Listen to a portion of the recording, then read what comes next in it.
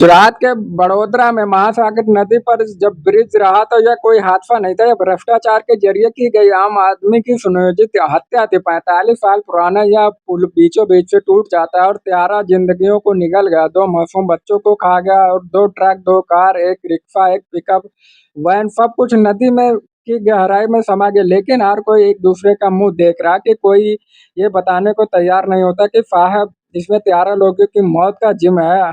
हमने पहले भी कहा था कि इस देश में आम आदमी को मरकर ही बताना पड़ता है कि साहब हम तो मरकर मोक्ष पा लिए, प्लीज दोबारा नेक्स्ट टाइम ऐसी गलती ना हो। अगली बार फिर वही ऐसी घटना होती और फिर वही सवाल खड़ा होता है, क्या इस देश में आम आदमी की जिंदगी इतनी सस्ती है कि अगर सस्ती ना होती तो अप्रैल 2025 में एक गुजराती पत्रकार ने जब दुनिया को यह चीख चीख कर बताया था कि इस ब्रिज में दरार है और यह टूट जाएगा, तो उस वक्त सरकारों ने अपने कान में जो रुई डाली थी वो कानों पर और आंखों पर काली पट्टी बांधी थी वो शायद हटा दी होती तो आज मौत के रास्ते ढकेली ना जाती आम जनता न। लेकिन इस देश में आम आदमी की जिंदगी कीड़े मकोड़े की तरह है साहब। हर बार एक तरफदी आती है, एक आंकड़ा आता है, एक जांच कमेटी आती है जो कागजों पर दौड़ती है, दोषियों को लेकर कुछ खानापूर्ति कर देती है, कहा जाता है जांच जारी, और जब तक यह जांच खत्म होती है हम और आप भूल जाते हैं, हम और आप किसी अगली घटना लग जाते हैं। इस देश में जब कोई पुल टूटता है तो सिर्फ सीमेंट और सरिया नहीं चूर होता है, बात ये समझनी पड़ती है कि परिवार टूट जाता है, परिवार बिखर जाता है, कुचल जाती है जनता कि वो आखिरी उम्मीद जो सिस्टम से बची थी, जो यह उम्मीद कर रही थी कि अब शायद आगे इस तरह से लोगों को मरना नहीं पड़ेगा। इसी गुजरात में साल 2022 का मोरबी हादसा याद है आपको? मच्छू नदी पर 143 साल पुराना झूलता पुल जो है वो ढह गया था, 135 लोग मरे थे, 180 लोग घायल हुए थे। उस दौर में भी यही सब तमाशा हुआ था, ऐसे बड़े बड़े वादे किए गए, ऐसे जांच का ढोंग किया गया था और नतीजा वही लापरवाही, वही भ्रष्टाचार हर बार होता है। और हर बार लोग नहीं चाहते कि सवाल पूछा जाए, क्योंकि सवाल पूछेंगे तो कोई ना कोई गाली देने चला आता है। हमारे वाले सिम्मत सवाल यही नहीं है कि ये पुल क्यों टूटा, सवाल ये कि आखिर ये सिस्टम कब तक टूटता रहेगा, कब तक ये जनता की जान जाएगी, क्यों यूं ही भ्रष्टाचार की भेंट चढ़ती रहेगी जाने, और कब तक इस देश की सरकारें अपनी जिम्मेदारी से मुंह फेर लेंगी। याद रखिए कि एक बार हो उसे हादसा कहते हैं, जो बार बार हो उसे अपराध कहते हैं, और यह अपराध हुआ अपराध चाहे वो मोरबी ब्रिज पर हुआ हो या फिर इस गंभीरा ब्रिज पर।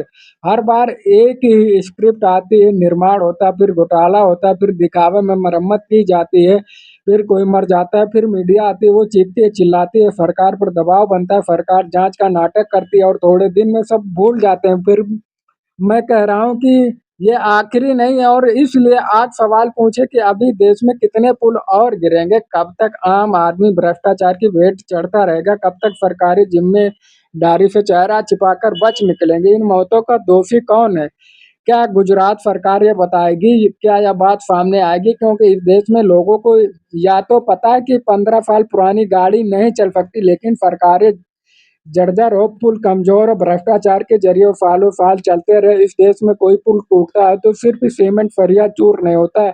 मैं फिर यही कह रहा हूँ, बताना पड़ेगा कि परिवार टूटते हैं उनका जिम्मेदार कौन है, इनकी मौत के लिए दोषी कौन है, जिन्हें इन्हें मार दिया है।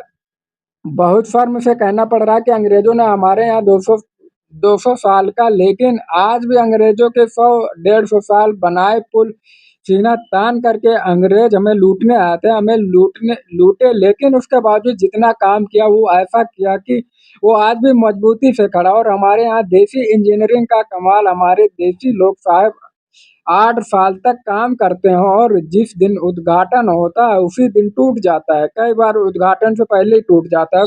बरसात में सड़कें पहली बारिश में बह जाती है। ये पुल 40-45 साल में धराशा है। हमारे यहाँ पुल सीमेंट और लोहे से नहीं, घोटालों से बनता है। बड़ोदरा को जो ब्रिज टूटा है वहीं इंजीनियरिंग के हिसाब से सबसे ज्यादा ताकत लगनी चाहिए थी।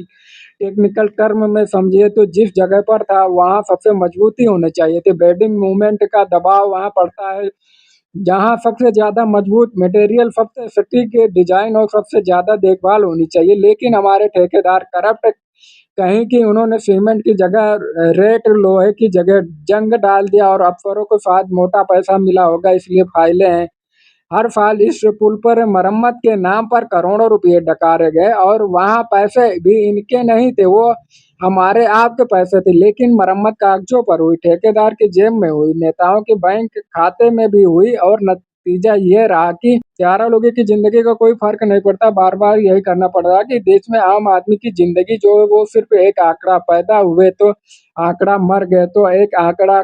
आपको कोई देखने पूछता है, फिर भी रिपोर्ट कहती है कि भारत में सबसे ज्यादा भ्रष्टाचार है वो इसी इंफ्रास्ट्रक्चर में होता है। इस देश में जब सड़क बनती है, पुल बनता है, अस्पताल बनता है, स्कूल बनता है, डैम बनता है, बिजली खंभा बनता है, कहीं भी ईंट पत्थर आता है, हर बिल में घोटाला होता है। 2022 में गुजरात में 135 लोग मरे। आज गुजरात में 13 लोगों की मौत हुई पुल होने से। लेकिन इस देश में पुल ढहना कुछ नया नहीं है। इस साल 1977 से लेकर 2017 तक 40 सालों में इस देश में आपको जानकर हैरानी कि 2000 पुल ढह गए। अगर केवल 10 साल की बात की जाए तो हमारे देश में 500 ज्यादा पुल ढह गए, यानी हर महीने औसतन 4 पुल जो हैं वो हमारे देश में ढह जाते हैं। और हर पुल के साथ कुछ जिंदगी, कुछ परिवार, कुछ बच्चों के माँ बाप, कुछ बच्चे हमेशा क्लिक हो जाते हैं।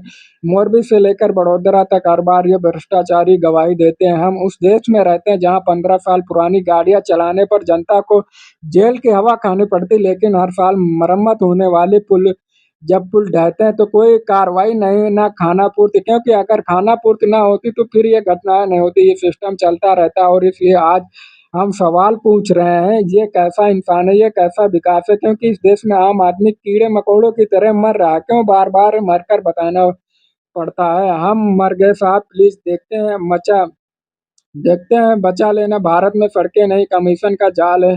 आपको जानकर हैरानी, भारत में अधिकतर सड़कें तारकोल की हैं और तारकोल की सड़कों पर ही सबसे बढ़िया भ्रष्टाचार है। घटिया मटेरियल डालो, कागज पर मोटा बिल बनाओ, रिबन काटो, फोटो खिंचवाओ, 6 महीने में सड़क उखड़ गई और नया टेंडर आ, जनता एक्सीडेंट में मर गई। कोई बात नहीं, आम आदमी तो मरता रहता है।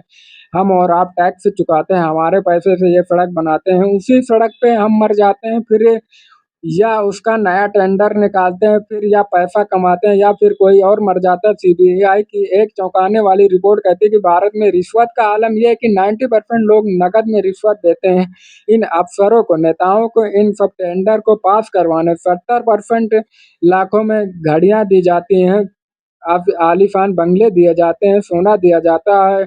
हर प्रोजेक्ट की लागत का 30% हिस्सा रिश्वत में जाता है। आप खुद सोचिए कि जब सड़क बनने से पहले यह तय हो जाता है कि कितना पैसा किसके पास जाएगा, कौन जो है वो कितना कमाएगा, और कौन है जिसका मुंह पैसे से बंद कर दिया जाएगा, ये किसको पैसे लेकर लोग खत्म कर देते हैं। अगर ये सब पहले से तय होता है तो फिर यह पुल कैसे टिकेगा? अंग्रेजों ने लाख भारत को लूटा, लेकिन जो बनाया वो तमीज का बनाया, और अंग्रेजों से गए गुजरे हमारे लोगों में, हमारे देश में पुल गिर जाता है, स्कूल की छत टपकती रहती है, अस्पताल की दीवारें ढह जाती है, बिजली के खंभे जो हवा में ही टूट जाते हैं। इंफ्रास्ट्रक्चर हमारे देश में कमीशन का नया धंधा बन चुका और हमारा साम्राज्य इसी में भी